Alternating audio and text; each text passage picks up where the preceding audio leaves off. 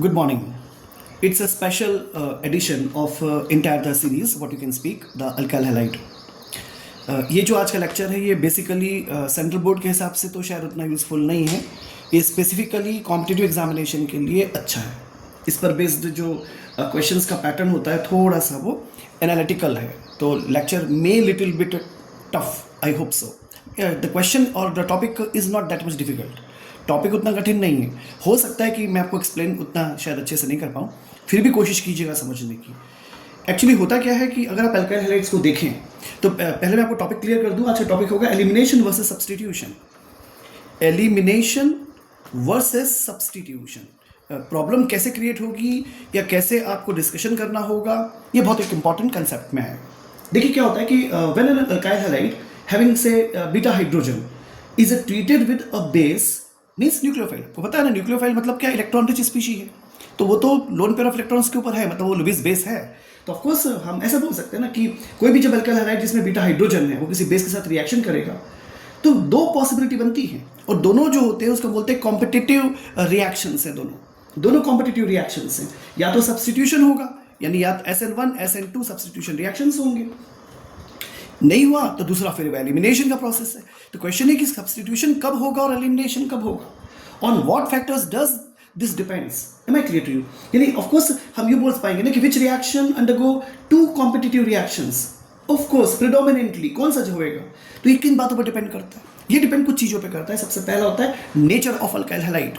सबसे पहला important factor होता है. यानी हमें अगर चूज करना पड़ेगा कि एलिमिनेशन रिएक्शन करेंगे कि सब्स्टिट्यूशन, तो सबसे इंपॉर्टेंट फैक्टर में आता है nature of alkyl halide. Am I clear. This is the very first and dominant factor कि नेचर ऑफ अल्काइल हैलाइड. दूसरी चीज क्या, strength and size of the base यानी न्यूक्लियोफाइल. यानी हम लिखते हैं दूसरा स्ट्रेंथ एंड साइज, दोनों ही काम करती है ऑफ न्यूक्लियोफाइल. जो भी आप न्यूक्लियोफाइल में बात कर रहे हैं उसके साइज क्या है, उसकी स्ट्रेंथ क्या है, इस पर डिपेंड करता है. और तीसरी चीज होती है रिएक्शन की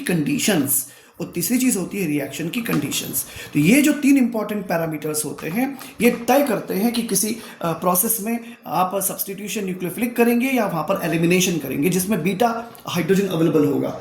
एम आई क्लियर. जिसमें कहा होगा बीटा हाइड्रोजन जिसमें अवेलेबल होगा. ठीक है. अब थोड़ी सी इस पर कुछ और भी बातें करना शुरू करते हैं. देखिए कैसे. सपोज एक इंपॉर्टेंट फैक्टर दिमाग में रखिएगा, उसे हम कहते हैं steric hindrance. Am I clear. Steric hindrance का एक बहुत इंपॉर्टेंट रीजन होता है. तो स्टेरिक रीजंस भी आते हैं जिसमें बल्कियर न्यूक्लियोफाइल होते हैं. अब ध्यान से सुनिएगा कि ये जो न्यूक्लियोफाइल ये बेस है, और अब हम कंपेयर करेंगे साइज के लिए. एक एग्जाम्पल कोट कर लेते हैं. एग्जाम्पल से आपको बात जल्दी समझ में आएगी, होप सो. जैसे मान लीजिए CH3 है, C है, CH3 है, ये ऑक्सीजन है. This is nothing but the tertiary butoxide ion है ये. ठीक है. इस पर चार्ज है और इस पर माइनस चार्ज लगा देते हैं. ये हो गया इलेक्ट्रॉन का पेयर, इस पर माइनस चार्ज लगा हुआ है. ये ब्यूटॉक्साइड है. ध्यान दीजिएगा. इसके कॉम्पिटिशन में हम ले लेते हैं OH को. तो OH को जानबूझ के सिस्टमेटिक लिख रहा हूँ थोड़ा सा, डॉट डॉट डॉट डॉट और डॉट डॉट और माइनस. Am I clear. ये नेगेटिव आयन है, हाइड्रोक्साइड आयन है, छोटा आयन है. और ये देखिएगा ये टर्सरी ब्यूटॉक्साइड है. This is tertiary butoxide ion. Am I clear. Suppose ये रिएक्शन करते हैं तो हम ले लेते हैं यहाँ पे क्या, अब एक कोई भी जैसे अब ये क्या, अब एक अल्काइल हैलाइड ले लेते हैं. ये क्या होगा, न्यूक्लियोफाइल. देखिए ऑप्शन देखिएगा, ये बड़ा साइज है, ये न्यूक्लियोफाइल का बड़ा साइज है, ये न्यूक्लियोफाइल का छोटा size. Am I clear. Okay. चाहो तो इसमें वो भी बना, इसको और सिस्टमेटिक कर सकते हो. ये 2 डॉट और बना लो तो नेगेटिव चार्ज आएगा. Am I clear. ये सब इलेक्ट्रॉन्स आपने इसमें शो कर दिए. फिर से रिपीट कर रहा हूँ कि तीन इंपॉर्टेंट फैक्टर्स होते हैं. Number 1 nature of alkyl halide, दूसरा strength and size of the base या न्यूक्लियोफाइल जो आप कहते हैं. ठीक है. और तीसरा होता है रिएक्शन की कंडीशंस. अब हमने क्या किया, मान लीजिए हमने एक बड़ा ब्यूटॉक्साइड चूज कर लिया. ऑफ कोर्स टर्सरी ब्यूटॉक्साइड है और ये हाइड्रोक्साइड है. Let it allow to react with similar किस्म का अल्काइल हाइड्राइड हम ले लेते हैं. सपोज हमने यहाँ पे ले लिया CH3 CH2 Br. सपोज हमने ले लिया CH3 CH2 Br. M I clear. हमने यहाँ पे दोनों कंडीशंस में सेम ले लिया. अब क्वेश्चन उठा, जब कभी आप बड़ा साइज लोगे इस केस में एलिमिनेशन होगा. ध्यान दीजिएगा. और जब आप इसी के साथ छोटा साइज लोगे तो उस केस में होगा substitution. Am I clear to you. यानी क्या होगा, जब आप छोटा साइज लोगे तब होगा सब्स्टिट्यूशन, और आप बड़ा साइज लोगे न्यूक्लियोफाइल का तो क्या होगा, एलिमिनेशन. तो पहला इंपॉर्टेंट कंसेप्ट ये आता है. यानी हम बहुत सिंपल वे में इस बात को बोल सकते हैं कि छोटा साइज और बड़ा साइज न्यूक्लियोफाइल का मायने रखता है. Am I clear? क्योंकि इसकी स्ट्रेंथ पे असर पड़ता है। तो एलिमिनेशन तब होगा जब बल्कर होगा, भारी होगा, और अगर छोटा साइज होगा, ऑफकोर्स स्मॉलर साइज होगा, तो क्या होगा? Substitution. Am I clear? I hope कि यू अंडरस्टैंड दिस कंसेप्ट। दूसरी चीज, अब एक और इंपॉर्टेंट चीज आती है। मान लीजिए कि कोई एक सेकेंडरी अल्काइल हैलाइड है, it may undergo substitution by SN2 mechanism और elimination depending upon the size of the base और न्यूक्लियोफाइल। देखो ध्यान से, आप एक क्वेश्चन दिमाग में आ सकता है, आना चाहिए, why I asking for secondary, why I am not asking about primary and tertiary. आपको बहुत अच्छे से पता है कि जब SN2 मैकेनिज्म आप बात करते हो, जो सिंगल स्टेप में होती है, ये स्टेप में ऑर्डर ऑफ प्रायोरिटी क्या होती है? 1 2 3 होती है। जब SN1 मैकेनिज्म होती है, जो 2 स्टेप्स में होती है, उसमें ऑर्डर ऑफ प्रायोरिटी ये होती है। यानी ये तो तय है कि भाई प्राइमरी होगा SN2 प्रेफर करेगा, टर्सरी होगा SN1 प्रेफर करेगा। और भैया इसका क्या, जो सेकेंडरी है बेचारा, ये तो बीच में ही है। तो इसीलिए कहा गया कि अगर सेकेंडरी अल्काइल हैलाइड है तो may undergo substitution by SN2 mechanism या elimination depending upon the size of the base या न्यूक्लियोफाइल। क्लियर है? अच्छा, फिर एक चीज और आती है साथ में। अगर मान लो बेस स्ट्रांग है, अगर मान लो कि बेस स्ट्रांग है, हम बोल सकते हैं द बेस इज स्ट्रांग, या मान लीजिए वीक है। अगर वीक बेस होगा तो सब्स्टिट्यूशन ऑकर्स ईदर एक्सक्लूसिवली और predominantly with some elimination. Am I clear? फिर से सुनिए कि अगर मान लो बेस वीक है तो सब्स्टिट्यूशन ऑकर्स ईदर एक्सक्लूसिवली और predominantly with some elimination. However if the base is strong, elimination predominates over substitution. एक एग्जांपल पे बात कर लेते हैं। मान लो कि एक वीक बेस है, जैसे मान लो कि सोडियम का एसीटेट है, मान लो CH3COONA एक वीक बेस है, ये तो है वीक बेस। अब मान लो कि या आइसोप्रोपाइल ब्रोमाइड ले लो, ये एक्सक्लूसिवली गिव्स सब्स्टिट्यूशन प्रोडक्ट्स। इससे क्या मिलेगा आपको? सब्स्टिट्यूशन मिलेगा, क्योंकि ये वीक बेस है, ये सब्स्टिट्यूशन प्रोडक्ट देंगे। ठीक है कि नहीं? जैसे आइसोप्रोपाइल एसीटेट है कि नहीं, जब आप किसी, अच्छा कोई स्ट्रॉन्ग अगर आप ले लोगे, सोडियम एथॉक्साइड आपने ले लिया, सपोज आपने सोडियम एथॉक्साइड ले लिया, तो एलिमिनेशन आएगा। समझ में आपको आया? यानी अगर आप स्ट्रॉन्ग ले लोगे तो क्या आएगा? एलिमिनेशन। वीक बेस लोगे तो क्या आएगा? सब्स्टिट्यूशन। तो 2 इंपॉर्टेंट पैरामीटर पे मैं आपसे बात कर चुका। पहले मैंने आपसे कहा कि अगर साइज बड़ा होगा एलिमिनेशन, साइज छोटा होगा न्यूक्लियोफाइल का तो सब्स्टिट्यूशन। फिर मैंने आपसे कहा कि वीक अगर होगा, समझिएगा, वीक अगर होगा तो सब्स्टिट्यूशन, और स्ट्रॉन्ग अगर होगा तो एलिमिनेशन। ये आपको जज करना पड़ेगा। कंपैरिजन के जो क्वेश्चंस आते हैं कॉम्पिटिटिव एग्जामिनेशन में, वो कुछ इस तरह के ही होते हैं। मैं आपके सामने एक एग्जांपल पुट अप करता हूं। आई होप कि आइसोप्रोपाइल ब्रोमाइड का एक अच्छा सुंदर एग्जांपल है, वो आपको समझने में मदद करेगा। देखिए कॉन्सेप्ट या फीचर्स के कैसे हो सकते हैं। मान लीजिए कि आपके पास है आइसोप्रोपाइल ब्रोमाइड, ठीक है? अरे फोल्ड हो जा भाई। सपोज आपके पास है आइसोप्रोपाइल ब्रोमाइड, ठीक है? तो आइसोप्रोपाइल ब्रोमाइड यानी कि मुझे लिखना चाहिए CH3, मुझे लिखना चाहिए CH, यहाँ लिखना चाहिए Br, यहाँ लिखना चाहिए CH3, ठीक है? अब देखिएगा ध्यान से, मैं इसको एक्सप्लेन करने की कोशिश करता हूँ कि क्या पॉसिबल। मान लीजिए मैंने ले लिया वीक बेस, पहले ले लिया, और यहाँ पे ले लिया मैंने स्ट्रॉन्ग बेस, ठीक है? यहाँ ले लिया वीक बेस, स्ट्रॉन्ग। इसका एक वीक बेस का एग्जांपल ले सकते हो, जैसे CH3COONA ले लो, वीक बेस का एग्जांपल ले लो, और यहाँ पर एसीटेट ले लो, कुछ भी तो तुम यहाँ पे बोल देते हो CH3CH2ONA ले लेते हैं, ठीक है? ये हो गया एल्कोक्साइड RONA हो गया, ये हो गया वीक बेस, ये हो गया RCOONA, राइट? तो ये हो गया वीक बेस, ये हो गया strong base. Am I clear? अब ध्यान से देखिएगा, पहले केस में क्या होगा, ध्यान से देखिएगा, आइसोप्रोपाइल एसीटेट बनने वाला है। कैसे? देखिए, यहां होगा CH3, ये हो गया CH, ये होगा CH3, यहां हो जाएगा O, यहां हो जाएगा C डबल बॉन्ड ऑक्सीजन, और बनेगा CH3। Am I clear? यही बनेगा 100% प्रोडक्ट, ये बनेगा। और साथ में ध्यान से देखिएगा, CH3CH डबल बॉन्ड CH2 की पॉसिबिलिटी 0% है। 0% प्रोपीन की पॉसिबिलिटी है। 100% बनेगा क्या? Of course isopropyl acetate. ये क्या है? आइसोप्रोपाइल एसीटेट बना। Am I clear? ये वीक बेस के कारण हुआ है।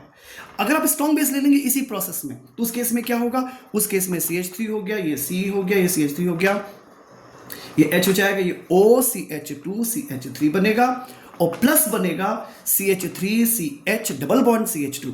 आपको जान के खुशी होगी कि ये बन गया है एथाइल आइसोप्रोपाइल। ये बनेगा 20%, और 80% जो यील्ड होगी वो किसकी होगी? प्रोपीन की होगी। ध्यान से देखिएगा, यहां पर 0% प्रोपीन है, मतलब एलिमिनेशन नहीं हुआ, एलिमिनेशन से ही तो ये बनेगा। या एलिमिनेशन नहीं, तो वीक बेस था तो सब्स्टिट्यूशन हुआ, स्ट्रॉन्ग बेस था तो एलिमिनेशन हो गया। Am I clear? Weak base था तो सब्स्टिट्यूशन हुआ, स्ट्रॉन्ग बेस था तो एलिमिनेशन हो गया। Am I clear? This happens, it is very very important. मैंने जानबूझ एग्जांपल कोट किया है 2 डिग्री के लिए, ठीक है? अच्छा, और कुछ इसके बारे में बात करते हैं। देखो, primary alkyl halides on the other hand prefer to undergo substitution by SN2 mechanism, ठीक है? प्राइमरी अल्काइल हैलाइड्स जो होते हैं ना, वो हमेशा SN2 मैकेनिज्म में सब्स्टिट्यूशन का प्रेफर करते हैं, हमेशा SN2 को प्रेफर करते हैं। कैसे? आप एथाइल ब्रोमाइड का एग्जांपल ले सकते हो, बहुत सिंपल सी कंसेप्ट है। कैसे? जैसे आप कहते हो कि CH, ये आपने कई बार यूज किया होगा, CH3CH2Br आपके पास है, let allow to react with KOH aqueous, और इसी को दोबारा लिख लेते हैं, CH3CH2Br है, let it allow to react with KOH alcoholic. Am I clear? ठीक है। अच्छा, पहली कंडीशन में जो अगर ध्यान दिया जाए तो कुछ बुरा नहीं है, 373 केल्विन होता है टेम्परेचर, और दूसरे केस में जो टेम्परेचर प्रेफर्ड होता है वो 473 से 525, या कुछ बुक्स 523 भी कहती हैं, 523 केल्विन होगा।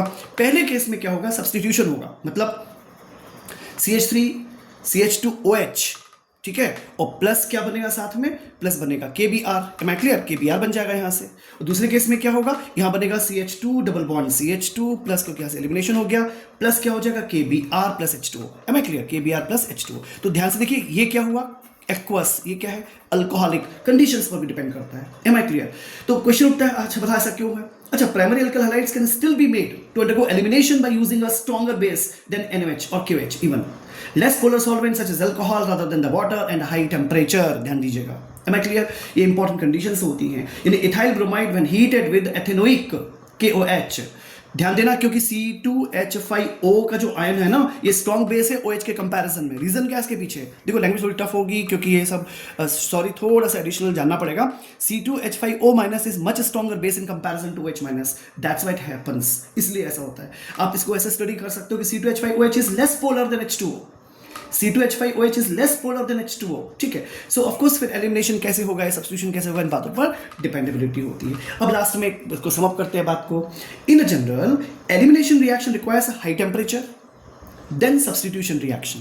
ध्यान से सुनिएगा, elimination reaction requires high temperature than substitution reactions because due to cleavage of larger number of bonds the energy of activation of elimination reaction is much higher than those of substitution reaction in which only one bond is broken।